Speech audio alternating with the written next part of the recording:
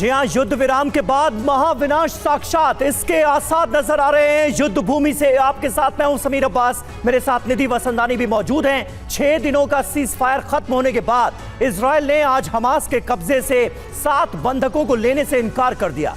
Hamas ने कहा कि उसके पास 7 महिला बंधक और 3 डेड बॉडीज हैं जिन्हें इजराइल ले ले और इसके लिए युद्ध विराम जरूरी है। लेकिन इजराइल का कहना है कि हमास के पास 7 की बजाय 143 बंधक और मौजूद हैं जिन्हें हमास रिहा करे, नहीं तो हमले जारी रहेंगे।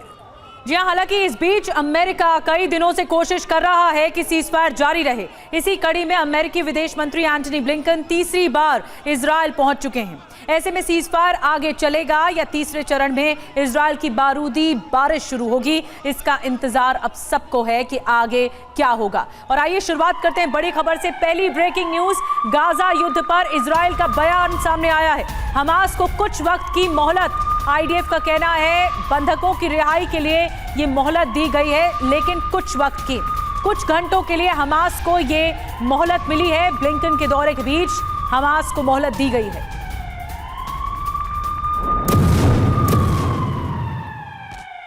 तो देखिए, ये अपने आप में एक बड़ा डेवलपमेंट है जो इस वक्त सामने आ रहा है। अमेरिकी विदेश मंत्री एंटनी ब्लिंकन इस वक्त इजराइल के दौरे पर हैं और तीसरी बार वो इजराइल के दौरे पर हैं युद्ध शुरू होने के बाद। अमेरिका लगातार कोशिश कर रहा है कि इजराइल अभी युद्ध विराम करे और ऐसा लग रहा है कि उसकी कोशिशें कुछ हद तक रंग भी लाई हैं।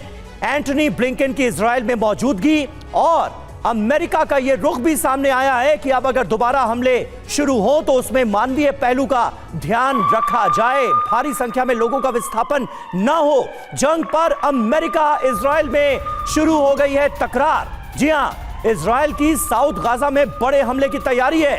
गाजा में विध्वंस जारी रखेगा इजराइल, ये रणनीति बनती हुई नजर आ रही है। लेकिन अमेरिका का रुख जुदा है। अमेरिका अब गाजा पर हवाई हमले नहीं चाहता। तो इजराइल ने कुछ वक्त की मोहलत जरूर दी है, लेकिन गाजा में जल्द ही विध्वंस का एक नया राउंड शुरू होगा। ऐसे में कई लोगों के मन में सवाल होगा कि आखिर अब तक क्या चल रहा था और अब किस इलाके में जंग होगी।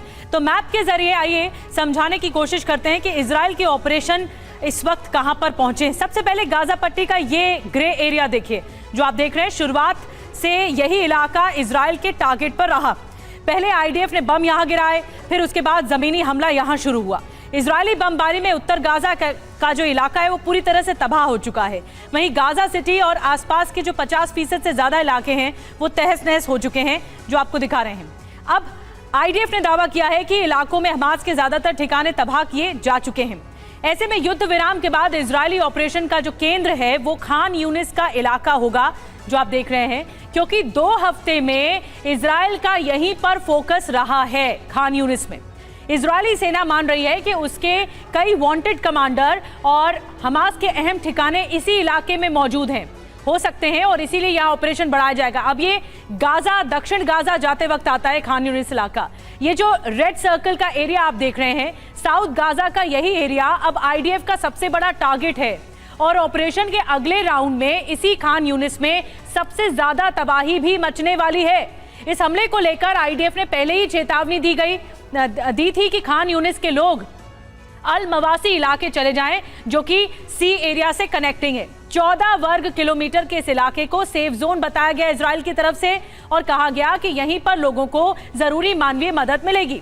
ऐसे में जान बचाने के लिए लोगों के पास यही एक विकल्प है। और देखिए, ये जो इलाका है वेस्ट बैंक में ऑपरेशन का केंद्र बनने वाला है जेनिन, जिसके बारे में इस वक्त आप टीवी स्क्रीन पर देख रहे हैं।